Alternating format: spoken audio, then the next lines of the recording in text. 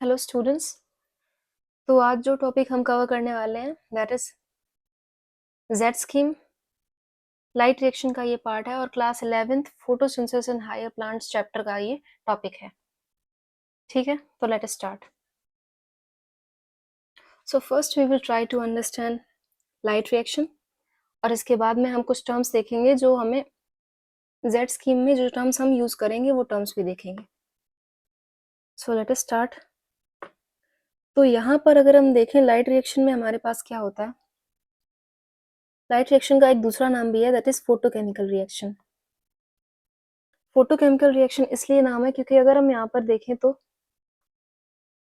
यहाँ पर light energy convert हो रही है केमिकल एनर्जी के अंदर। तो हम इस लाइट रिएक्शन में क्या कर रहे हैं, हम यहाँ पर लाइट एनर्जी को केमिकल एनर्जी में कन्वर्ट कर रहे हैं। जो केमिकल एनर्जी हमारे पास में क्या है, एटीपी एंड NADPH2। इसको हम क्या बोलते हैं, एटीपी NADPH2 को हम बोलते हैं assimilatory power. And this term assimilatory power was given by Arnon. This was given by Arnon. Alright, तो हम यहाँ पर देखें तो लाइट रिएक्शन में बेसिकली यहाँ पर क्या क्या होता है। तो यहाँ पर एक तो हमने देख लिया कि यहाँ पर क्या होता है, हमारे पास में chemical intermediates ATP and NADPH2 हम यहाँ से बनाते हैं। दूसरा हमारे पास में हम क्या करते हैं, यहाँ पर लाइट एनर्जी हम यूज करते हैं और हम यहाँ पर प्रोड्यूस क्या क्या कर रहे होते हैं। एक तो हमने देख लिया एटीपी एंड NADPH2। उसके अलावा हम यहाँ पर देखें तो हमारे पास में यहाँ ऑक्सीजन इवॉल्व होती है एंड यहाँ पर क्या होता है, हमारे पास में वाटर स्प्लिटिंग कॉम्प्लेक्स रहता है यहाँ पर। तो अब हम यहाँ पर देखते हैं कि हम ये जो केमिकल इंटरमीडिएट्स बना रहे हैं दैट इज हम यहाँ पर बना रहे हैं एटीपी एंड NADPH2। तो हम ये कैसे बना रहे हैं, तो हम यहाँ पर क्या करते हैं, हमारे पास में इलेक्ट्रॉन ट्रांसपोर्ट सिस्टम होते हैं दो तरह के। We have electron transport system जो कि हमारे पास में दो तरह के हैं। एक तो हमारे पास में नॉन साइक्लिक और दूसरा है साइक्लिक ETS। तो जो नॉन साइक्लिक ETS है उसी को हम क्या बोल रहे हैं यहाँ पर, जेड स्कीम। ठीक है, और यही हम क्या करने वाले इस वीडियो में कवर करने वाले। तो हम इस इलेक्ट्रॉन ट्रांसपोर्ट सिस्टम में क्या करते हैं, हम इलेक्ट्रॉन्स को ट्रांसपोर्ट करते हैं from one compound to the other और इस तरह से हमारा इलेक्ट्रॉन जो है मूव करता है। तो उसमें क्या होता है, वहीं से हमारे पास में एटीपी एंड NADPH2 बनता है। ठीक है, तो एक और टर्म है दैट इज फोटो सिस्टम, वो हम डिस्कस कर लेते हैं क्योंकि वो हम आगे यूज करेंगे ETS को समझने में। दैट इज जेड स्कीम को हम समझेंगे, वहां पर हम यूज कर रहे होंगे ये टर्म्स। तो next term is photo system. तो अगर हम यहाँ फोटो सिस्टम की बात करते हैं तो फोटो सिस्टम हमारे पास होते हैं दो तरह के। एक को हम बोलते हैं PS1, दूसरा है PS2। अब इनके जो नाम है, these names are in the sequence of their discovery, यानी कि सबसे पहले PS1 डिस्कवर हुआ था, उसके बाद में PS2। बट अगर इनके फंक्शंस की बात करेंगे तो ये इनका फंक्शंस का ऑर्डर कैसा रहेगा, पहले PS2 वर्क करता है फिर PS1, वो हम आगे देखने वाले हैं अभी। तो ये जो PS1 है ये एक्टिवेट होता है 700 नैनोमीटर की जब वेवलेंथ जो है, वेवलेंथ की जो लाइट है जब फॉल होती है फोटो सिस्टम पर तब ये एक्टिवेट होता है PS1। ठीक है, PS2 की बात करें तो 680 नैनोमीटर की जब लाइट पड़ती है तब एक्टिवेट होता है PS2। अगर हम स्ट्रक्चर की बात करें, स्ट्रक्चर ऑफ फोटो सिस्टम, तो अगर हम यहाँ पर स्ट्रक्चर की बात करते हैं तो लेट अस सी। हम मान लेते हैं कि ये हमारे पास में क्या है, यहाँ पर ये हमारे पास में हमने ड्रॉ किया है फोटो सिस्टम। तो यहाँ पर सबसे ये जो सेंटर में है ये हमारे पास में क्या है, यहाँ पर क्लोरोफिल A का मॉलिक्यूल रहता है, सिंगल मॉलिक्यूल क्लोरोफिल A। इसको हम क्या बोलते हैं, इसको हम बोलते हैं reaction centre. This is called reaction centre. और यहाँ पर हमारे पास में क्या होता है, बहुत सारे पिगमेंट मॉलिक्यूल्स होते हैं क्लोरोफिल A के अलावा जितने भी होते हैं, जैसे कि हमारे पास में क्लोरोफिल B हो गया, ज़ैंथोफिल हो गया, कैरोटिनॉइड्स हो गए। तो ये क्या बनाते हैं, ये बनाते हैं लाइट हार्वेस्टिंग कॉम्प्लेक्स। तो हम इसको यहाँ पर क्या बोल रहे हैं, this is known as light harvesting complex, light harvesting complex.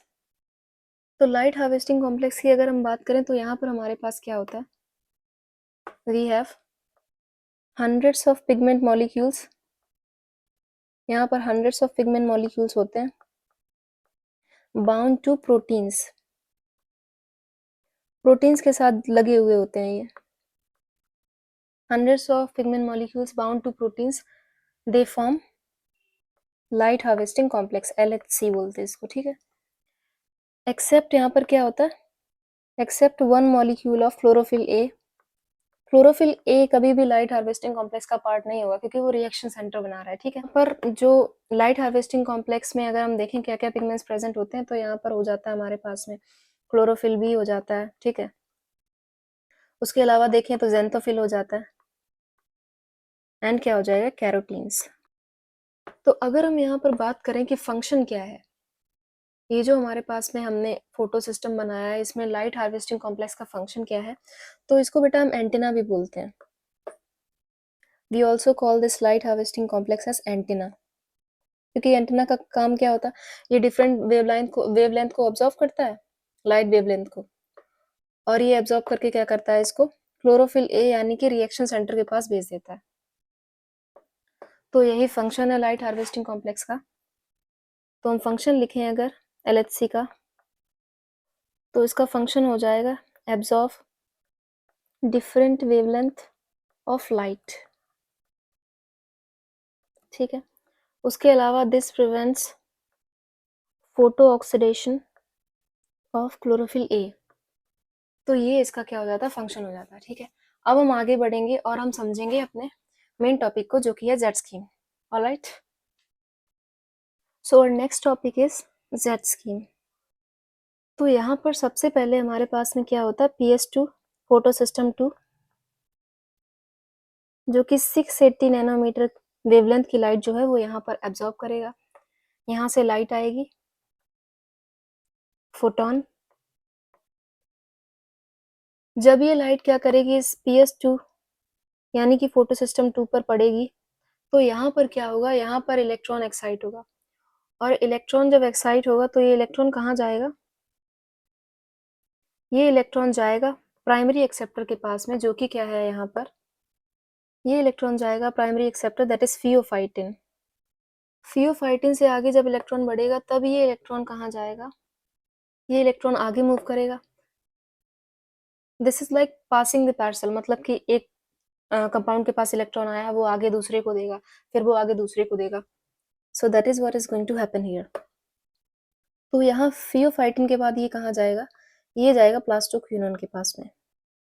इससे आगे बढ़ेंगे तो ये इलेक्ट्रॉन जाने वाला है कहाँ, this electron is transported to plastocyanin, यहाँ पर ये पहुंचेगा प्लास्टोसाइनिन के पास में। नेक्स्ट ये इलेक्ट्रॉन जाएगा सेकेंड रिएक्शन सेंटर पे, जो कि क्या होने वाला है यहाँ पर, PS1। PS1 यहाँ पर क्या करता है, 700 नैनोमीटर की लाइट जो है वो यहाँ पर एब्जॉर्ब करता है, ठीक है। तो यहाँ पर लाइट आई, अगेन फोटोन आया यहाँ पर, तो यहाँ पर अगेन क्या होगा, यहाँ पर ये इलेक्ट्रॉन जो है यहाँ से एक्साइट होगा, इलेक्ट्रॉन का एक्साइटेशन होगा, तो ये इलेक्ट्रॉन कहाँ पहुंचेगा, ये इलेक्ट्रॉन पहुंचेगा आयरन सल्फर कॉम्प्लेक्स के पास में। नेक्स्ट ये इलेक्ट्रॉन आगे बढ़ेगा और जाएगा किसके पास में, फिरिडॉक्सिन के पास में, फिरिडॉक्सिन, और ये इलेक्ट्रॉन पहुंचेगा किसके पास में, NADP पॉजिटिव के पास में। अब ये NADP पॉजिटिव एक इलेक्ट्रॉन एक्सेप्ट करेगा यहाँ से, और स्ट्रोमा से क्या करेगा, ये एक H+ एक्सेप्ट करेगा, एक H+ और इलेक्ट्रॉन मिलाकर हमारे पास में यहाँ पर क्या बन जाएगा, NADPH2 बन जाएगा, ठीक है।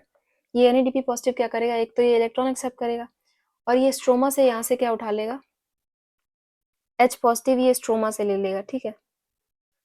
तो यहाँ पर ये फाइनली क्या बना देगा, NADPH2, जो कि हमारा एम था बनाना ATP और NADPH2, तो हमारे पास में उसमें से एक तो बन गया, दैट इज NADPH2 यहाँ पर बन चुका है, ठीक है।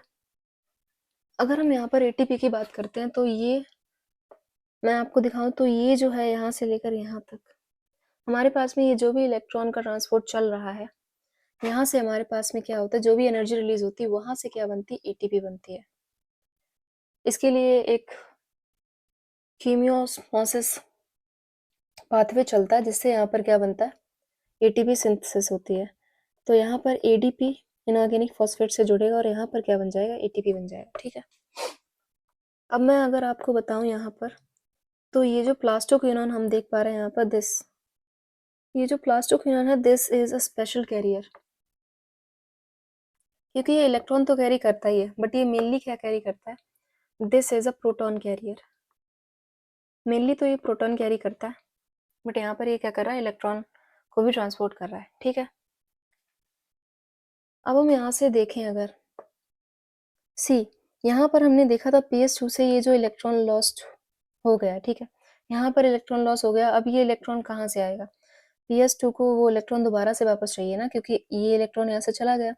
तो इस इलेक्ट्रॉन की कमी कौन पूरी करेगा, यहाँ पर हमारे पास में PS2 के साथ एसोसिएटेड होता है वाटर स्प्लिटिंग कॉम्प्लेक्स। ठीक है, यहाँ पर एक कॉम्प्लेक्स होता है जिसको हम लोग क्या बोल देते हैं, यहाँ पर एसोसिएटेड होता है एक वाटर स्प्लिटिंग कॉम्प्लेक्स। अब ये वाटर स्प्लिटिंग कॉम्प्लेक्स फिजिकली कहाँ लोकेटेड होता है, तो ये लोकेटेड होता है on the inner side of the thylakoid membrane. Thylakoid membrane जो होती है उसके इनर साइड पर ये वाटर स्प्लिटिंग कॉम्प्लेक्स लोकेटेड होता है। और अगर मैं बेटा ये बात करूं, अगर ये पूरा जो हमारा जेट स्कीम चल रहा है, ये चल कहाँ पर रहा है, ये चल रहा है थाइलाकोइड की मेम्ब्रेन के ऊपर। ठीक है, थाइलाकोइड की मेम्ब्रेन के ऊपर ये चल रहा है पूरा का पूरा प्रोसेस। तो वाटर स्प्लिटिंग कॉम्प्लेक्स में क्या होता है, यहाँ पर वाटर मॉलिक्यूल जो है वो स्प्लिट होता है, उसका ब्रेकडाउन होता है और वो बनाता है क्या, 2H plus half oxygen plus हमारे पास में यहाँ 2 इलेक्ट्रॉन रिलीज होते हैं, जो इलेक्ट्रॉन क्या करेंगे, इसकी PS2 से जो इलेक्ट्रॉन लॉस हुआ था उसकी कमी पूरी करेंगे यहाँ पर। ठीक है, अब अगर हम यहाँ पर बात करेंगे PS1 की, PS1 की अगर हम बात करें, यहाँ से जो इलेक्ट्रॉन लॉस हो रहा है उसकी कमी कैसे पूरी हो रही, तो उसकी कमी पूरी हो रही यहाँ से ये जो PS2 से ये जो इलेक्ट्रॉन आया है, ये इसमें यहाँ पर जाएगा इसके पास में, और इसकी क्या हो जाएगी, इसका जो इलेक्ट्रॉन लॉस हुआ था वो कंपनसेट हो जाएगा यहाँ से इस इलेक्ट्रॉन से। ठीक है, तो ये तो होगी हमारी पूरी की पूरी जेड स्कीम। तो हमने यहाँ से जेड स्कीम पूरी समझ ली है, और इसी के साथ हमारा जेड स्कीम जो है वो कंप्लीट होता है। बट मैं यहाँ पर कुछ पॉइंट्स लिख देती हूँ, जैसे कि हम फियोफाइटिन की यहाँ पर बात करें, pheophytin is primary acceptor of electron. This is the primary acceptor of electron. Plastoquinone and plastocyanin, ये दोनों हमारे पास में क्या है, these are mobile electron carrier, mobile electron carrier। ठीक है, तो अब अगर हम यहाँ पर देखें कि हमारे पास एक इलेक्ट्रॉन के लिए, एक इलेक्ट्रॉन जो ट्रांसपोर्ट हुआ उसके लिए हमें कितने फोटोन की जरूरत पड़ी, तो हम यहाँ पर अगर देख पाए, सी, एक इलेक्ट्रॉन के ट्रांसपोर्ट के लिए जो यहाँ से होकर यहाँ तक पूरे में जा रहा है, एंड देन यहाँ से ऐसे चल रहा है। ठीक है, तो इसके लिए हमें 2 फोटोन लगे, एक फोटोन तो ये लगा एंड दूसरा फोटोन हमें यहाँ पर लगा है। ठीक है, तो इस पूरे इलेक्ट्रॉन ट्रांसपोर्ट सिस्टम में हमने देखा कि एक इलेक्ट्रॉन के लिए हमारे पास में 2 फोटोन की जरूरत पड़ रही है। ठीक है, सो यस बेटा, तो इसी के साथ हमने अपना पूरा जेड स्कीम जो है वो कंप्लीट कर लिया है, एंड आई होप आपको समझ में भी आया कल पूरा जेड स्कीम जो हमने देखा। And yes, that is all. Thank